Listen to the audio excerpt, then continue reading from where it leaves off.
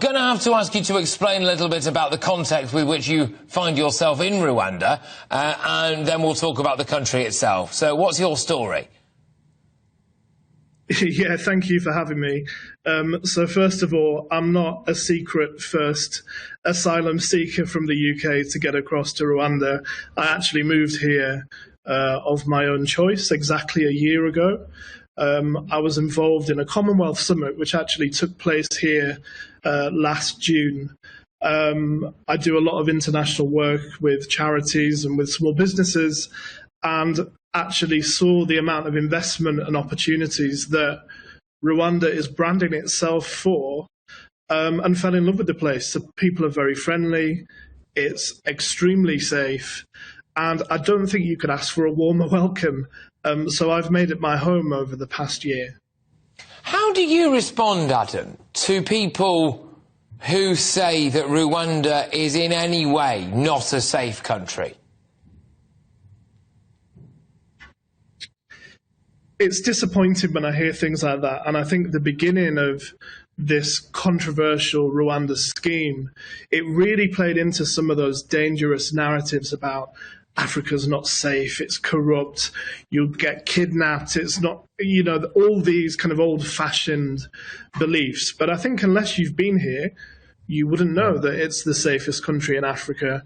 You know, this country has also banned plastic bags since 2008. There's not a piece of litter on the floor anywhere. You know, the security is extremely tight here, and people are very polite and respectful. And I think, you know, this debate around asylum seekers and people illegally coming into the UK, I think the government has jumped on this as an opportunity and weaponized the debate. So, yeah, I get disappointed when I hear things like that. I think you touched on a few things that I have suspected, I know a lot of people have suspected for quite a long time, which is that there are actually still a lot of very lazy, I would argue potentially racist tropes about Rwanda as well, and quite possibly Africa as a whole, really, which is things about safety, things about corruption, things about etc., etc., etc., being backwards, you know, and being unsafe. Clearly, from your own experiences, that doesn't appear to be the case. Can I also just ask you a little bit about this?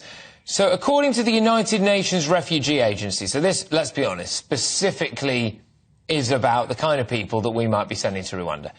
Rwanda hosted 132,305 refugees as of the end of March 2023, very recently. Asylum seekers as well, other displaced populations. What's that like over there? Do you see huge racial and ethnic divides? Do you see class systems that are very obvious? How is it? It is, yeah, I mean, it just baffles me. I do wonder whether half the people who talk about this place have ever been or even studied what the country is actually like. But let me tell you, today I'm talking to you from the capital city, Kigali, and there's hundreds of different cultures here. There's expats, there's international workers, there's migrants from all around the world, and I think everybody is tolerated and respected. There really is a no-nonsense attitude to conflict and creating division between people. I would also go to add that the country actively promotes good citizenship amongst people. Every third Saturday of the month, every town and city closes for everybody to get on the streets and take part in community work.